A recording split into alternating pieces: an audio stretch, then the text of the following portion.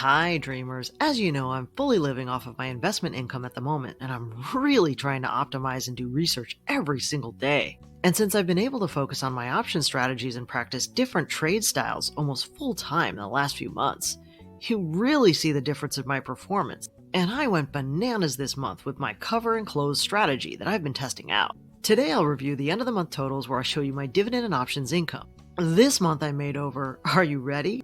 $29,000. So let's go through the detail, and at the end I'll give you a quick real-life update. Here we are in the spreadsheet, and as you can see I made $8,616 in April of 2024, and that compares to $10,900 in January. And I know you guys have been begging for a total portfolio review again, which I will do shortly, but you can start to see some of my rotations here with my complete exit of Altria to normalize and reduce my tobacco holdings, and also a little bit of trimming from BCE, and taking some of that money and putting it into cash to use for options. So let's go through the dividends for April. It starts with PTY at $604, followed by Pepsi with a dividend of $127. I got $225 from QQQX and $13 from McKesson, one of my growth stocks. I got $7 from GPC, $6 from ADP, and $27 from a recent new position in Gain. I got $318 from Avigo, and $102 from my first payment of Devo. I got $117 from SLF, $118 from my growing position in Maine, and $1,681 from JEPQ. And to round out week 1, I got $98 from Novo Nordisk.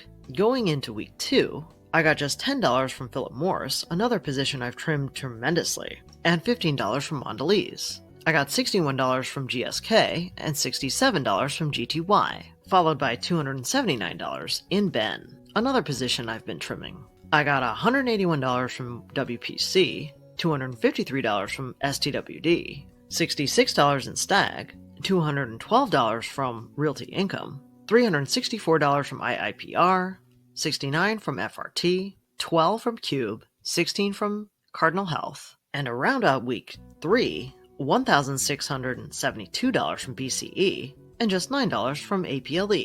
Going into week 4 and 5, I got another $107 from Maine, $40 from Cisco, $526 from SBYI, which I did a dedicated video on, and just $18 from QQQI, which is the sister fund from SPYI, and I also did a dedicated video on. And guys, these are more modern funds, just like JEPQ, which serve a purpose of high yield income that frankly didn't exist before with their innovative approaches. So if you're interested in that, I'd suggest watching both of those videos on how they work. Next, I got $598 from BNS, $57 from Canadian Imperial, another $280 from Devo, $145 from BST, $38 in a new position in SVOL that I'm doing a little more research on currently, another $24 from Gain, very small positions in QQQ and SPY, because I've been wheeling about 100 shares back and forth, and so this is a bit of a rogue dividend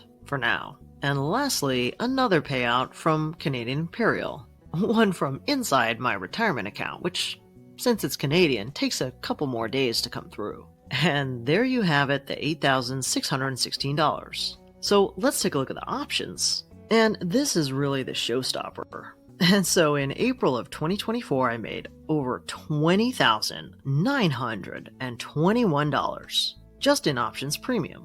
And that is absolutely the highest amount that I've made to date in 1 month in options premiums.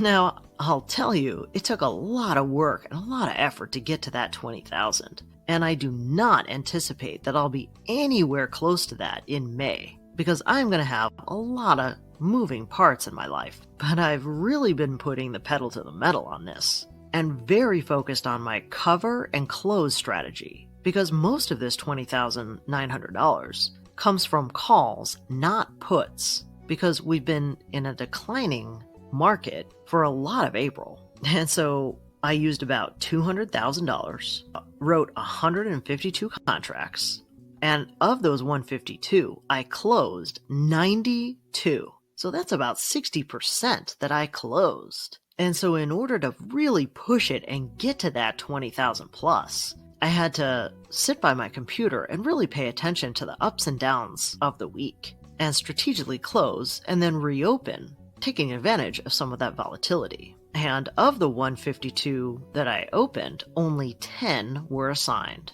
So what tickers did I make the most money on?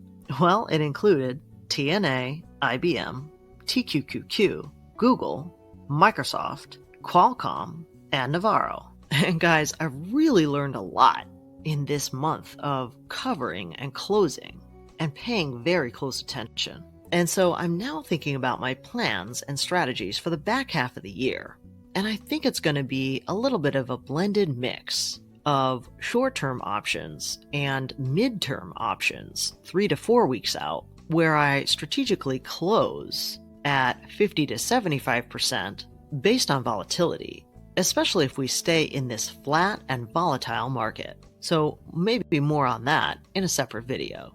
And that brings us to everyone's favorite part of the video, the cumulative passive income chart. And you can see my dividend total in blue for 2022 at $75,000 and my dividend total for 2023 at almost $94,000. And in 2023, I also started options trading and I ended up at about $143,000 in total.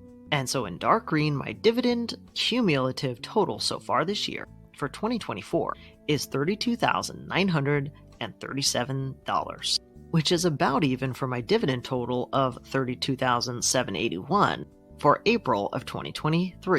And I think the reason we see that there, my pretty big rotations out of the April month, that will start to normalize for the rest of the year. But the big story is the light green bar, which is all in interest plus options plus dividend.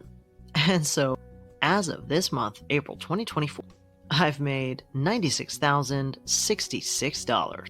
And so, my friends, I'm on track to blow past $100,000 by May of this year, on my way to maybe $2 to $250 by the end of this year. What a transformation. And as I've mentioned, I'm going to do a complete rundown of how I'm rethinking my entire portfolio to optimize for dividends, options, and interest in the next 30 days. So watch for that.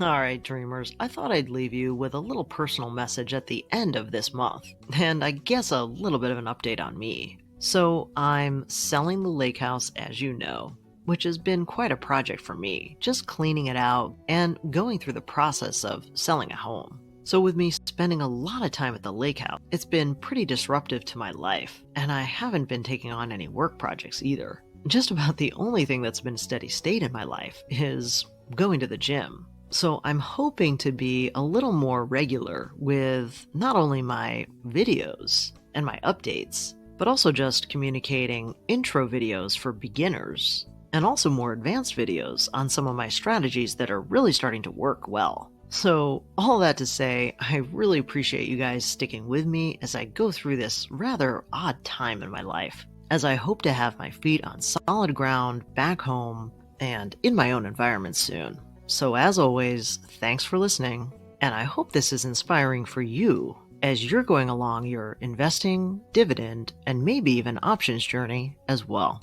Well, that's it for today. I hope you enjoyed this dividend income update. And if you want a richer, real-time experience with me, you can always follow me on Instagram or X. And if you're doing your own research using Seeking Alpha, feel free to find the link below to subscribe if you want, no pressure. As always, I encourage you to do your own research, then implement and learn by putting it into practice. And as a reminder, I'm not a financial advisor, so keep in mind these videos are for entertainment and inspiration only. I'll see you on the flip side.